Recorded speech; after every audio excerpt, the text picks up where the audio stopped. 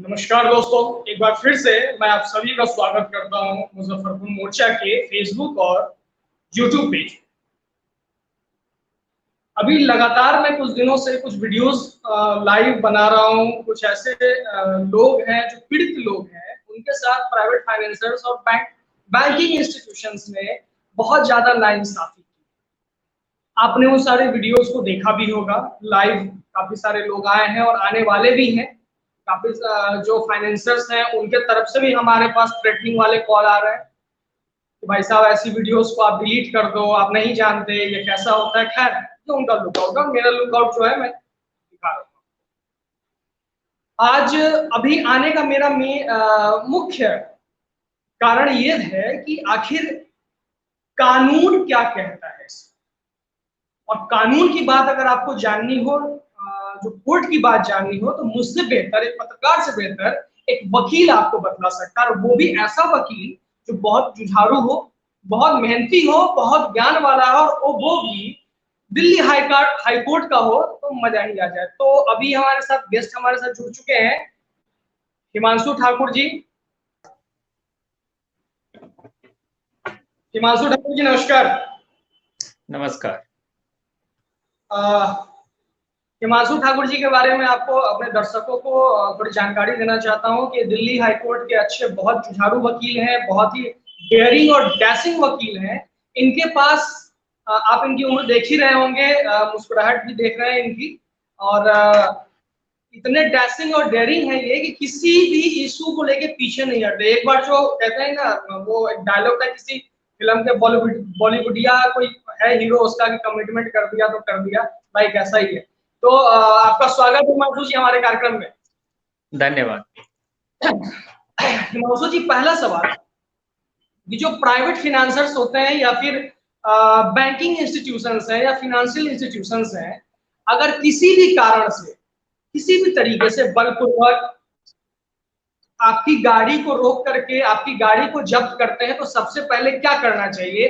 कानून क्या कहता है? देखिए, इसके मद्देनजर regarding these kind of incidents, हमारे कानून में अनेक प्रावधान हैं और जिसके उल्लेख अनेक केस लॉज में भी हैं। बट दिक्कत यहाँ पे ये है कि बीइंग अ लेमैन, आम नागरिक होने के कारण हम लोगों को अपनी लीगल रेमेडीज पता नहीं होती। हमारे अपने संविधान के द्वारा कौन कौन से अधिकार दिए गए हैं, या by law of the land हमारे पास कौन कौन से ऐसे कानून में प्रावधान है जो हमें इन सब चीजों से बचाती है, उसके लिए लोग इतने जागरूक नहीं है, मीन्स अवेयर नहीं है। और इसका बहुत ही गलत इस्तेमाल ये जितने भी ये फाइनेंशियल इंस्टीट्यूट्स हैं, बैंक्स हैं, जो भी ऐसे अनसिक्योर्ड लोन देते हैं, इसका वो भरपूर इस्तेमाल करते हैं।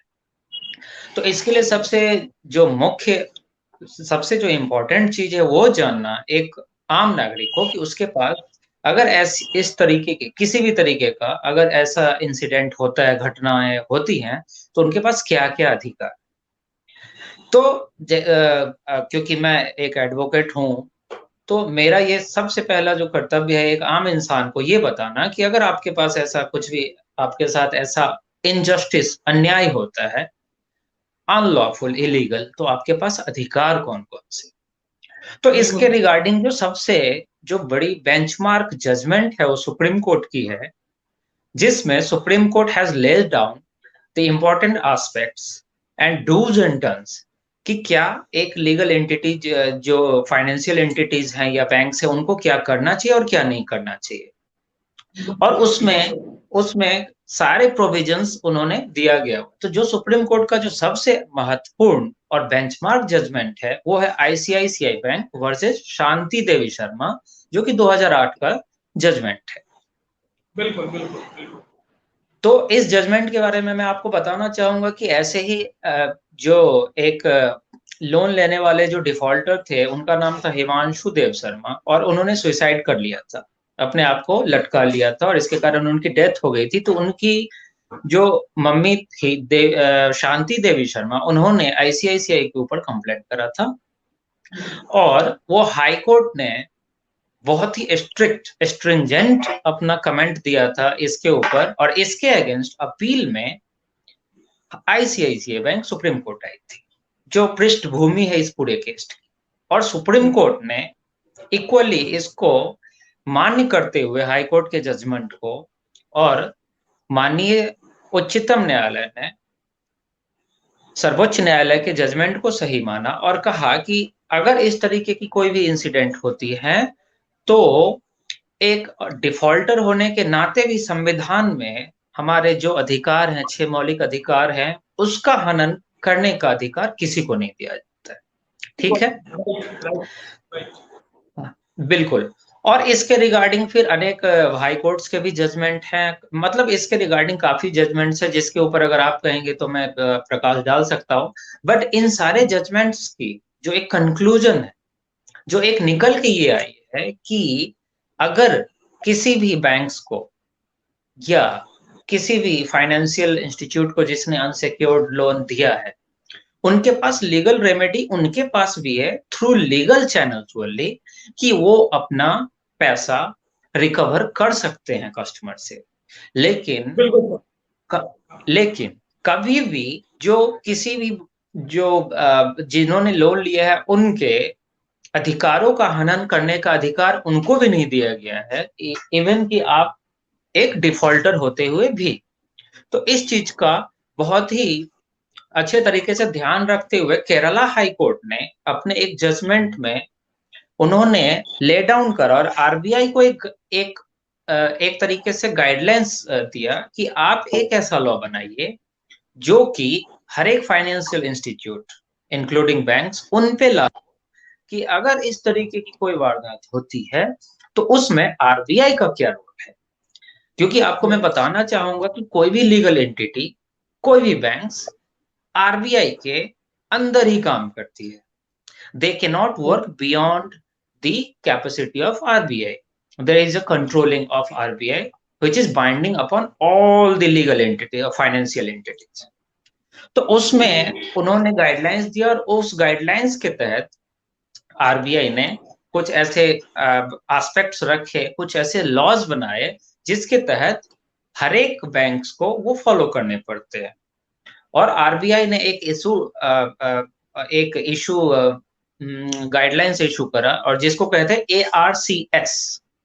इसका मतलब होता है एसेट रिकंस्ट्रक्शन कंपनी। तो बेसिकली ARCS बना के आरबीआई ने उसमें उस एक्ट को बना के एक गाइडलाइंस, पूरा डिटेल्ड गाइडलाइंस दिया कि अगर अनसिक्योर्ड लोन है और बोरोवर डिफॉल्टर हो जाता है तो through what mechanism you can recover your amount legally। ठीक है, तो इसमें ये बहुत ही महत्वपूर्ण चीज है कि कोई भी कंपनी, कोई भी फाइनेंशियल कंपनी या बैंक इलीगल तरीके से थ्रू इलीगल मैकेनिज्म, जैसे बाय गूंस, गुंडों के द्वारा या किसी के द्वारा आपके साथ दुर्व्यवहार करके आपसे पैसे वसूल नहीं सकती है। अब आपका सवाल था, आपके सवाल पे आते हैं पृष्ठभूमि के बाद, कि अगर ऐसा होता है तो हमारे पास लीगल रेमेडीज क्या क्या। तो पहली चीज, मान लेते हैं कि आपने एक बिजनेस करने के लिए कोई कॉमर्शियल व्हीकल लिया, कुछ भी लिया मैंने, कॉमर्शियल व्हीकल लिया, और आपका ड्राइवर कहीं लेके जा रहा है और उसको गुंडे बीच में रोक लेते हैं, उसके साथ मारपीट करते हैं, उसको धमकाते हैं, गाली गलौज करते हैं और आपकी गाड़ी इलीगली उससे छीन के लेके चले जाते हैं। तो what is the first thing what you needs to do. तो वहां पे ये आ जाता है कि आपको सबसे पहले ये 100 नंबर पे कंप्लेंट कीजिए। और अगर 100 नंबर पे आपका कंप्लेंट दर्ज नहीं होता है, मान लीजिए किसी ऐसे रिमोट एरिया में है, कहीं है कि नहीं हो पाता है, तो जो उस क्षेत्राधिकार में जो पुलिस स्टेशन आती है जिसके जुरिस्डिक्शन में ये इंसिडेंट हुआ है, वहां पे जाके आप सबसे पहले रिटन पुलिस कंप्लेंट कीजिए उस बैंक के खिलाफ, उस रिकवरी एजेंट के खिलाफ जिसने आपके साथ ये इलीगल एक्टिविटी। बिल्कुल। मीन्स आप अगर दर्शक कार्यक्रम को देख रहे हैं या देखेंगे इसके बाद, तो वो जान जाए कि उनकी गाड़ी अगर किसी भी हालत में गुंडों के द्वारा फाइनेंशियल इंस्टीट्यूशंस रिकवर करती है तो सबसे पहले 100 नंबर 112 पे कॉल करने का है। अगर वहां सुनवाई नहीं तो आसपास के किसी थाने में जाकर के अब रिटर्न कंप्लेंट फटाफट दें। ये पहली अ, पहली बात। किसी पुलिस स्टेशन में नहीं, उस पुलिस स्टेशन में जिसका वो क्षेत्राधिकार है जहां पे ये घटना हुई है। Right right. बिल्कुल रिटर्न। अब आपका दूसरा सवाल। इसका सवाल ये है सर हमारा ठाकुर साहब की जिनकी गाड़ी जो कमर्शियल व्हीकल उठा ली गई है गुंडों के मदद से, बिना किसी सीजीएम ऑर्डर से, सीजीएम कोर्ट के ऑर्डर से, बिना डीएम के ऑर्डर से, सिर्फ एक पेपर दे दिया जाता है कि now your vehicle is seized by us, that's all, you should to go right now, तुम्हें यहाँ से जाना चाहिए, अब सीज्ड हो चुका है। इस केस में कस्टमर को क्या करना चाहिए? इस केस में सबसे पहला जो बीइंग अ कस्टमर आपका जो राइट है, लीगल राइट है, वो ये है कि सबसे पहले हमें समझना होगा कि आप जो कोई भी लोन लेते हैं, तो एज ए लेमैन, आम नागरिक होने के नाते हम कोई भी एग्रीमेंट साइन करने को तैयार हो जाते हैं। तो सबसे पहली चीज जो आपको ध्यान रखने की जरूरत है कि आप कोई भी ऐसे डॉक्यूमेंट्स, कोई भी ऐसे एग्रीमेंट, एमओयू, कुछ भी ऐसा साइन ना करे हुए है जो जिसमें कि कुछ ऐसे क्लॉज डाल दिया जाए जो कि आपके लिए बाद में हानिकारक हो सकता है या आपके मैं यहाँ अगेंस्ट जा सकता है। और कि अगर कोई अनलॉफुल बातें उसमें लिखी हुई हो, अनलॉफुल बातें लिखी रहती हैं और उस पर भी साइन जल्दबाजी में लोगों ने कर दिया, तो क्या कोर्ट उसको रिमूव करवा सकता है? क्या न्यायालय में? बिल्कुल हाँ। बिल्कुल। इसके इसके रिगार्डिंग भी हमारे लॉ में प्रावधान है, और इसके रिगार्डिंग एज पर कॉन्ट्रैक्ट एक्ट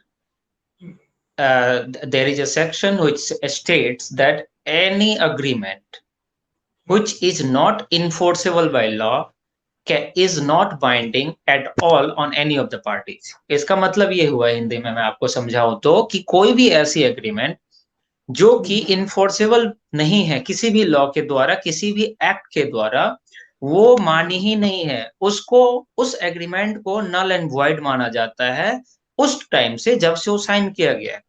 तो अगर ओके। आपने कुछ गलत आप साइन भी कर दिया या जबरदस्ती करवा दिया गया है तो वो कोर्ट ऑफ लॉ में इन्फोर्सेबल नहीं होता है। वेरी गुड, वेरी गुड, ठीक है, ठीक है। अब तो क्या करना चाहिए कस्टमर को? क्या करना चाहिए जिनकी गाड़ियां बलपूर्वक ले ली गई हैं, उनको क्या करना चाहिए? हाँ, तो उसके रिगार्डिंग जैसा कि मैंने आपको कहा कि पहली चीज तो आपको पुलिस कंप्लेंट करनी चाहिए।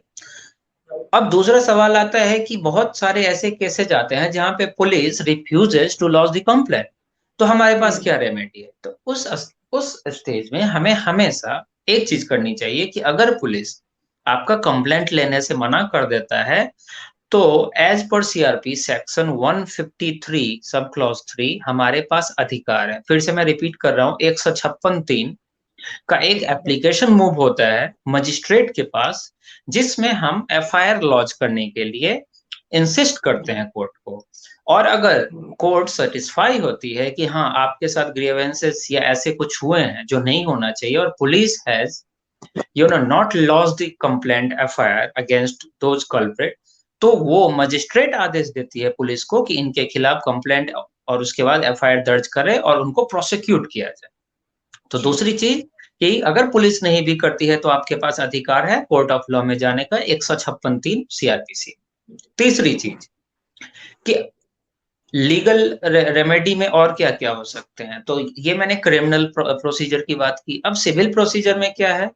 तो आप एक इंजंक्शन मूव कर सकते हैं सिविल कोर्ट में। सिविल जज के पास एक इंजंक्शन आप फाइल करेंगे उस बैंक के खिलाफ या उस बैंक के जितने भी इंटिटीज हैं। अगर कोई रिकवरी एजेंट है या रिकवरी एजेंसी, कभी कभी क्या होता है ये लोग थर्ड पार्टी इंटरेस्ट क्रिएट कर देते हैं और रिकवरी एजेंसीज को वो ये हायर करके और दे देते हैं, तो उसको भी पार्टी बनाइए और कोर्ट से उनके खिलाफ स्टे ऑर्डर, जिसको इंजंक्शन कहते हैं लीगल लैंग्वेज में, उसके खिलाफ इंजंक्शन ले लीजिए कि आज के बाद जब तक ये मैटर डिस्पोज ऑफ नहीं हो जाता है वो आपके खिलाफ कोई भी इस तरीके का कानूनी और गैर कानूनी काम या कार्रवाई आपके खिलाफ नहीं कर सकते हैं। तो तीसरी चीज है कि आप कोर्ट से इंजंक्शन ले लें।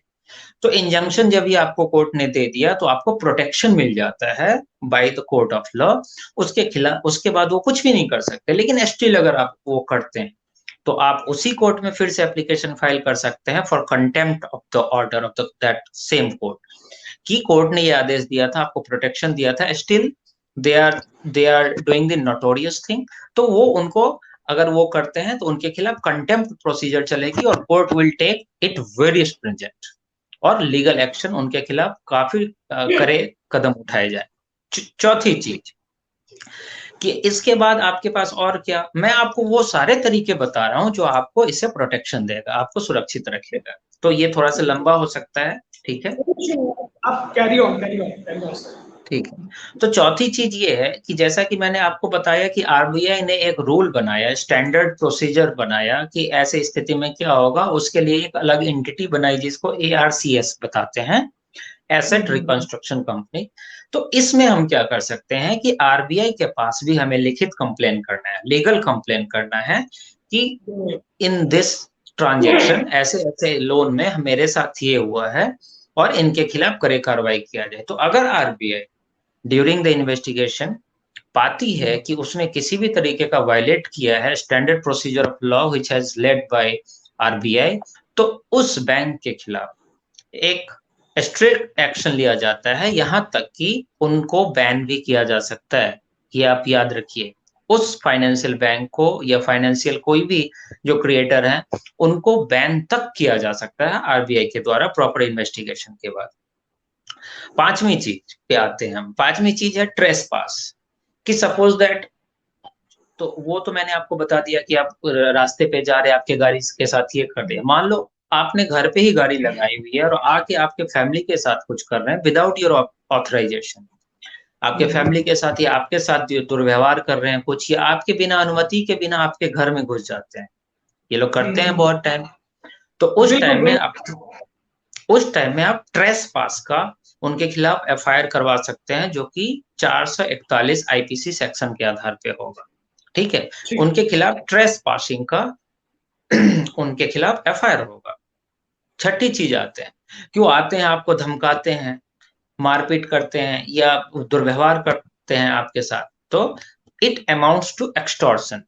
तो आप उनके खिलाफ एक्सटॉर्शन का भी एफआईआर कर सकते हैं, या आप अगर एफआईआर कर रहे हैं तो उसमें आप ये सारे धाराएं आईपीसी के तहत जोड़ सकते हैं, और आप पुलिस इंचार्ज को, आईओ को कह सकते हैं कि इसमें ये सारी धाराएं आपको लगानी, जिसमें एक्सटॉर्शन होगा, ट्रेस पास होगा, ह्यूमिलेशन होगा, ठीक है। अब ट्रेस पास हो गया, एक्सटॉर्शन का होगा 384 आईपीसी, जो कि उसके ऊपर लगेगा।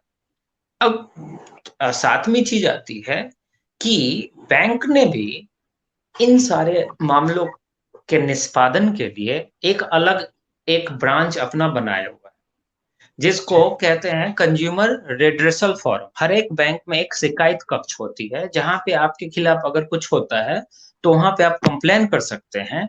यहाँ तक कि अगर आपके पैसे भी इलीगली कहीं से निकाल दिए जाते हैं, कट जाते हैं, या गलत ट्रांजेक्शन हो जाता है, तो उस जो शिकायत, जो बैंक ने जो एक आपके शिकायत के लिए अलग से एक एंटिटी डिपार्टमेंट बना रखी है, वहां कंप्लेन कर सकते हैं।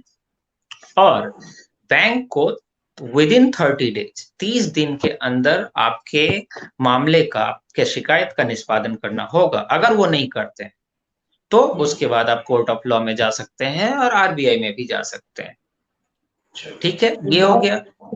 अच्छी जानकारी आपने आरबीआई की दी कि कोई भी प्रॉब्लम हो किसी को, डायरेक्ट आप आरबीआई में भी कंप्लेन इन फाइनेंशियल इंस्टीट्यूशंस के खिलाफ कर सकते हैं कि इन्होंने इस तरीके से जो लॉ बना हुआ है, लॉ को वायलेट करके इन्होंने किया है। बिल्कुल। अब सजा क्या होगी ये बताइए, जो बैंक के लोग होते हैं, जो फाइनेंसर्स हैं, प्राइवेट फाइनेंसर्स हैं, उनपे अगर सजा डलेगी तो कितने साल की सजा डल सकती है? देखिए, मैंने आपको एक तो ये बता दिया कि उनके खिलाफ डिसिप्लिनरी या लीगल एक्शंस क्या ले सकती है, आरबीआई भी ले सकती है और कोर्ट ऑफ लॉ भी ले सकती है, जो कि जिसको हम कहेंगे कि सिविल नेचर का सजा होगा। अब क्रिमिनल नेचर का क्या हो सकता है तो क्रिमिनल नेचर की सजा इन सब में 2 से लेके 7 साल तक की सजा इन सब में इन सबको हो सकती है। इट अमाउंट्स टू कि किस तरीके का इन्होंने क्राइम किया है, तो it minimum depends upon crime. तय है, मिनिमम मीन्स 2 साल का सजा होना तय है इसमें। बिल्कुल 2 साल की सजा होगी और उसके खिलाफ डिसिप्लिनरी एक्शन अलग होगा, और भी कई धाराएं उनके ऊपर लगाई जा सकती है अक्रॉस द एक्ट। ये नहीं है कि सिर्फ आईपीसी ही लगेंगे, बहुत सारे धाराएं उनके ऊपर लग सकती हैं। डिपेंड करता है कि आपके साथ किस तरीके का इंसिडेंट हो। लेकिन जो इम्पोर्टेंट ये है, सबसे महत्वपूर्ण ये है कि आपको अपना अधिकार जानना होगा, तभी आप अपने अधिकार का इस्तेमाल कर सकते हैं। तो बिल्कुल सही। जी तो ठाकुर साहब ये बताएं कि मेरे पास जो केसेस आ रहे हैं, मेरे चैनल पे केसेस आ रहे हैं, मेरे पेजेस पे केसेस आ रहे हैं, वो इस टाइप के बड़े ही मतलब उलझे हुए केस है। किसी का पेमेंट जा चुका है, 1 साल पहले सेटलमेंट हो चुका है, एनओसी इसलिए नहीं दिया जा रहा है कि एक्स्ट्रा पैसे का डिमांड है, किसी को किसी की गाड़ी ले करके बेच दिया गया, ऐसे भी केसेस हैं बैंकों के द्वारा। आप चैनल पे देखिए, हमारे चैनल पे काफी सारे उनके वीडियो एविडेंसेस हैं, ठीक है। तो वो जब आपसे उनको मैं आपका नंबर दूंगा उन सारे क्लाइंट्स को, वो आपसे बात करेंगे फोन पे। जो संभव हो सकता है, अगर जो दिल्ली जाएंगे, अगर दिल्ली पे कोई चला जाता है, तो आप उनको संभव यथासंभव जितना हो सकता है मदद जरूर करें। बिल्कुल बिल्कुल बिल्कुल, और मैं फोन पे भी कंसल्टेशन दूंगा, इरेस्पेक्टिव ऑफ की कंप्लेंट कहाँ दर्ज है नहीं है, वहां भी उनके उस तरीके से उनको रिजोल्यूशन मिल जाएगा। इसके लिए कोई दिक्कत नहीं। चलिए चलिए, बहुत बहुत बहुत बहुत धन्यवाद ठाकुर साहब आपका हमारे कार्यक्रम में जुड़ने के लिए। हमारे दर्शकों को, जो भारत के वो लोग हैं जो अपनी जमीन से जुड़ करके 40-50 लाख का व्हीकल खरीदते हैं, और अचानक से ये होता है कि फाइनेंसर आता है, खींच के ले जाता है, उनका मान मर्यादा इज्जत प्रतिष्ठा धूमिल कर दी जाती है, सिर्फ इसलिए इन कि लागत बहुत बड़ी चीज हो गई है उनके लिए। बिल्कुल, इन हाँ, सब के पीछे जैसा कि मैंने आपको कारण बताया कि सबसे मुख्य कारण, महत्वपूर्ण कारण ये है कि हम being a common man, as a layman, हमें अपने अधिकारों के बारे में एक जानकारी। अहम जानकारी नहीं, और इसका इनको बखूबी अंदाजा हो जाता है कि किसको जानकारी है और किसको नहीं है, और उसका ये गलत इस्तेमाल करते हैं। तो बिल्कुल सबसे सही। पहले है कि हमें अपने जनता को उनके कानूनी अधिकारों के बारे में जागरूक करना होगा, उनको वेल अवेयर करना होगा, जिससे कि उनके साथ कोई भी दुर्व्यवहार और इस तरीके की अनैतिक चीजें, इलीगल चीजें ना की जाए। इसके लिए आप, जैसा कि मैंने बताया, तो जितने ज्यादा से ज्यादा दर्शक देखेंगे, उनको अब कम से कम ये जरूर अंदाजा लग जाएगा कि अगर इस तरीके की घटनाएं उनके साथ होती है तो उनके पास लीगल रेमेडीज क्या क्या है। इसके अलावा भी बहुत सारे लीगल रेमेडीज हैं, क्योंकि ये काफी बहुत बड़ा टॉपिक है, बृहद टॉपिक है, तो इस पे कभी और अच्छे से डिस्कस करेंगे। चलिए चलिए, बहुत बहुत बहुत धन्यवाद हमारे साथ जुड़ने का। और जो भी दर्शक अभी नहीं देख पाए हैं, मैं अब ठाकुर साहब को धन्यवाद कहता हूँ। जी जी, धन्यवाद।